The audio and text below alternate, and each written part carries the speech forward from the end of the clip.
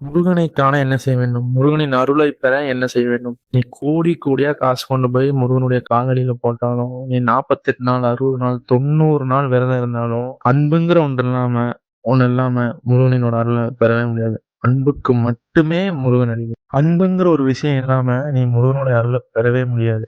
அன்புக்கு மட்டுமே முருகன் அடிமை. நம்ம பிற உயிர்களிடம் காண்பிக்கும் அன்பில் மட்டும்தான் கடவுளை காண முடியும். இந்த அன்பில் மட்டும்தான் கடவுள் இருக்காரு. போட்டி, பொறாமை, வஞ்சகம், பழிவாங்கும் குணம், கோபம் இது எதுவுமே இல்லாம எல்லா உயிர்களிடமும் அன்பால் இருந்தால் மட்டுமே முருகனை காண முடியும். முருகனுடைய அருளை பெற முடியும். அந்த நிறைய கோயில்களுக்கு எல்லாம் போனப்போ இந்த ஒரு சில சித்தர்களை பார்த்திருக்கேன். இந்த ஞானம் அடைஞ்ச சித்தர்கள் வந்து அமைதியா உட்காந்து தியானம் பண்ணிட்டு இருப்பாங்க. அவங்க கிட்ட எல்லாம் ஒரு சில பேர் ஆசீர்வாதம் வாங்க போவாங்க.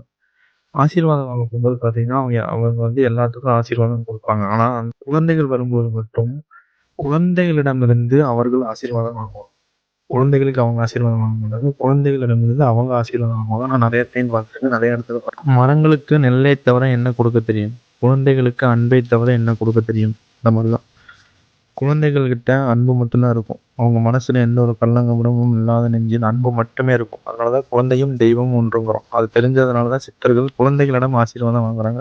அப்ப அன்பு இருக்கும் இடத்தில் தான் கடவுள் இருப்பார். ஒரு சின்ன முருகன் ஸ்டோரி சொல்றேன். இது ஒரு படத்துல கூட வந்திருக்கு.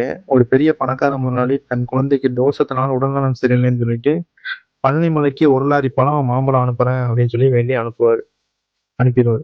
அப்ப அந்த அன்னைக்கு நைட் அந்த குழந்தையோட கனவுல முருகர் வந்து, "எனக்கு வெறும் 3 பழம் தான் வந்து சேர்ந்திருக்கு. நீ 1 லாரி பழம் அனுப்புறதா வேண்டினியே, உன் தோசை எப்படி சரியாகும்னு?" சொல்லி கேட்பாரு. உடனே அந்த குழந்தை எந்திரிச்சு அவங்க அப்பாட்ட, "அப்பா என் கனவுல முருகர் வந்து இந்த மாரி வெறும் 3 பழம் தான் வந்திருக்குன்னு சொல்றாரு. அப்ப நீங்க 1 லாரி பழம் அனுப்பலையா?" அப்படின்னு சொல்லி கேட்கும்.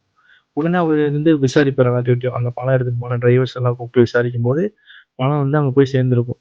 அப்ப ஏன் வெறும் 3 பழம் மட்டும் தான் வந்திருக்குன்னு வந்து முருகன் என் பொண்ணு கனவுல சொன்னாருன்னு அவரு கேட்கும்போது, உடனே அந்த லாரி டிரைவர்ன்ட்டு, "ஐயா நான் போற வழியில வந்து ஒரு குழந்தை பசிக்குதுன்னு சொல்லி ஒரு 3 பழம் மட்டும் கையில குடுத்தேங்கய்யா" அப்படின்னு சொல்லுவாரு. அப்ப முருகர் என்ன சொல்ல வர்றாருன்னா, அந்த ஏழை குழந்தைக்கு குடுத்த 3 பழம் மட்டும் தான் அவருக்கு வந்து சேர்ந்திருக்கு. அப்ப நீங்க பிற உயிர்களிடம் காண்பிக்கும் அன்பும், தானமும், தர்மமும் நேரடியாக கடவுளுக்கு செய்வதற்கு சமம். அதுதான் முருகன் உணர்த்துறாரு. நீங்கள் பிற உயிர்களிடம் காண்பிக்கும் அன்பும், நீங்க மனிதர்களை மதிக்காமல், மனிதர்களிடம் அன்பு காட்டாமல், எத்தனை கோடி கொண்டு போய் எந்த எந்த உண்டியல்ல போட்டாலும், எவ்வளவு சடங்கு செஞ்சாலும், எவ்வளவு விரதம் இருந்தாலும் உங்களால வந்து கடவுளை உணர முடியாது. கடவுளை அடைய முடியாது. அன்பின் ரூபமே கடவுள். முருகன்ட்டு கிடையாது. ஜீசஸ், அல்லாஹ், சிவன் எல்லா கடவுளும் அன்பினால் மட்டுமே உணர முடியும். அன்பே சிவம். இதயம் என்பது சதைதான் என்றால் எரிதழல்